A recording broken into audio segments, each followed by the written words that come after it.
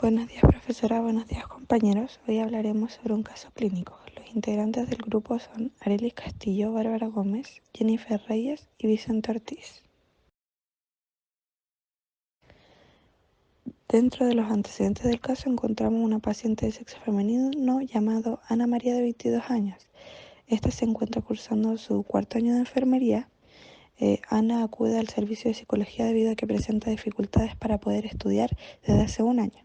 Esta dificultad se presenta en una duradera incapacidad para lograr concentrarse en periodos de estudio, enfocando su atención en la preocupación y temor de repetir algún ramo.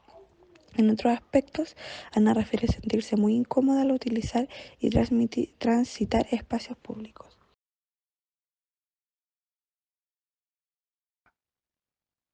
Bueno, en antecedentes relevantes, cabe mencionar que la paciente refiere haber tenido al menos 3 episodios descritos como ansiedad intensa, ¿ya? En estos episodios surgen una serie de síntomas, tales como dificultad al respirar, enfriamiento, sudoración, dolor en el pecho, subida de presión y entre otros. ¿Ya? Y también dice que cuando desaparece esta sintomatología, inmediatamente ella vuelve a sentir que esto le va a ocurrir otra vez y en cualquier momento. Este antecedente es relevante ya que se puede considerar como una posible crisis de pánico, ¿sí? Otro antecedente también importante es que la evaluación neuropsicológica de la paciente demuestra un rango promedio de inteligencia, pero sí se evidencia un déficit en la memoria episódica declarativa.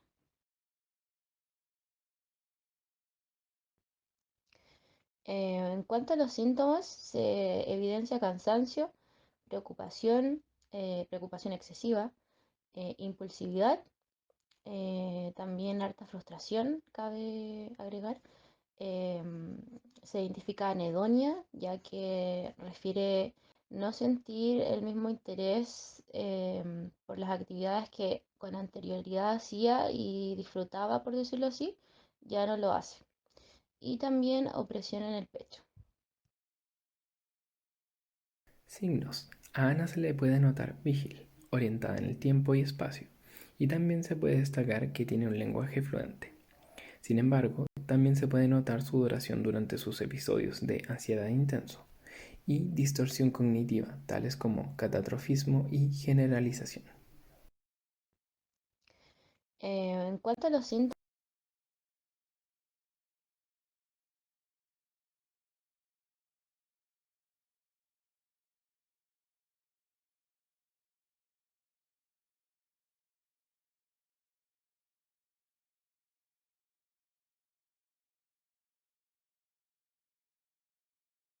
Según los criterios establecidos por el Manual Diagnóstico y Estadístico de los Trastornos Mentales, sugiere que la paciente posee un trastorno de ansiedad generalizada con crisis de pánico, ya que presenta preocupación excesiva, la cual se produce durante más días de los que ha estado ausente, hace un año aproximadamente.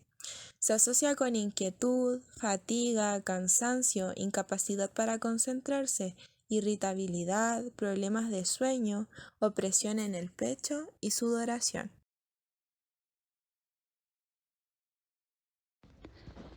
En base a las características del caso que apoyan el diagnóstico según el DSM, encontramos la ansiedad y la preocupación excesiva, la dificultad para concentrarse, los problemas del sueño, las tensiones musculares como los temblores, los síntomas somáticos como la sudoración, los síntomas de hiperactividad vegetativa como la dificultad para respirar.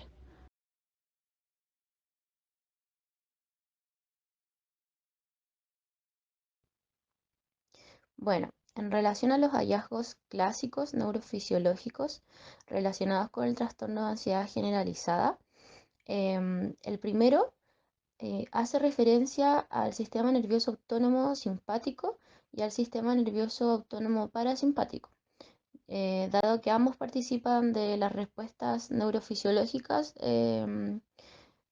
sobre trastornos ansiosos, ¿ya? En este caso, la ansiedad se considera como una función, se considera que tiene una función adaptativa, ya que, por ejemplo, al percibir un estímulo amenazante, el organismo reacciona provocando cambios importantes en el cuerpo, ya con el objetivo de prepararlo ante la amenaza. Esta información es procesada en el cerebro, específicamente participando estos dos sistemas que mencioné con anterioridad. Y para el caso del sistema nervioso autonomático, él es el encargado de preparar el organismo para la acción, es decir, la huida o la lucha, ¿ya? Mediante la segregación de sustancias como la adrenalina y la noradrenalina, que le dan energía al cuerpo para, para lograr cualquiera de esas dos opciones. ¿Ya? Gracias al sistema nervioso autónomo simpático también es que se generan las respuestas cardiovasculares, por ejemplo, que son la taquicardia, la tensión muscular, sudoración, y la paciente de este caso presenta ambas últimas mencionadas. Y en relación al sistema autónomo simpático, este es el que intenta restaurar el equilibrio del organismo a su estado normal. Por ende, es el responsable de que en el trastorno de ansiedad se puede volver a un estado normal en algún momento.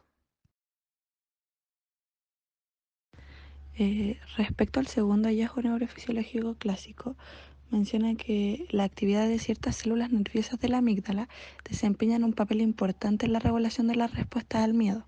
Las disfunciones en esta plasticidad neuronal podrían provocar, entre otras cosas, el trastorno de ansiedad. Se ha demostrado que ciertas células nerviosas del cerebro regulan la respuesta del miedo, bloqueándolas o desbloqueándolas. En este proceso intervienen diferentes circuitos de células nerviosas. Existe una especie de tira y afloja entre estos circuitos neuronales, donde uno gana y anula al otro dependiendo del contexto.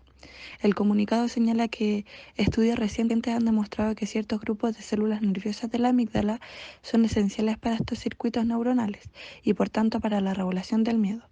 La amígdala no es solo una estructura de relevo, sino que ella misma contiene microcircuitos que regulan el bloqueo de las reacciones del miedo.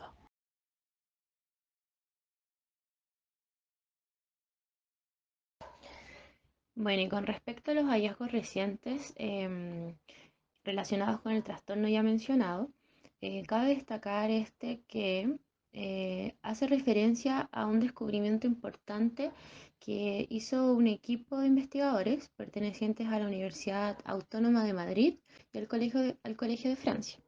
Ellos encontraron una proteína llamada OTX2, la cual sería la encargada de regular el comportamiento nervioso.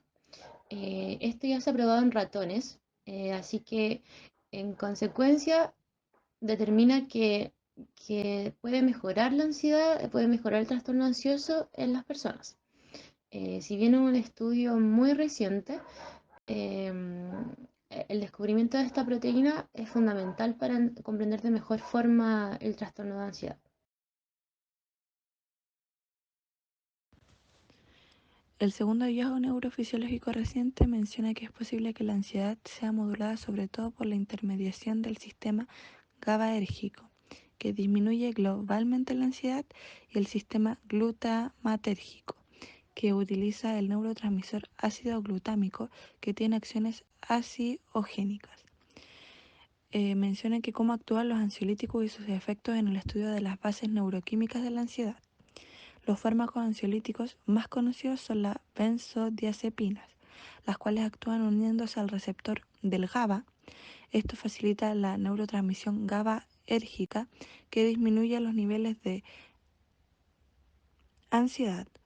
Por otro lado, la benzodiazepina se encuentra ubicada en sitios de unión en toda la neocorteza, que está implicada en las funciones cerebrales superiores del cerebro racional. Otros estudios también demuestran que varias hormonas producen el mismo efecto ansiolítico de las benzodiazepinas, ya que se unen al mismo tipo de receptor GABAérgico como progesterona, estrógeno y entre otros. La ansiedad se encuentra en el cerebro. Los circuitos y estructuras del cerebro que manejan la ansiedad se conocen con cierto detalle.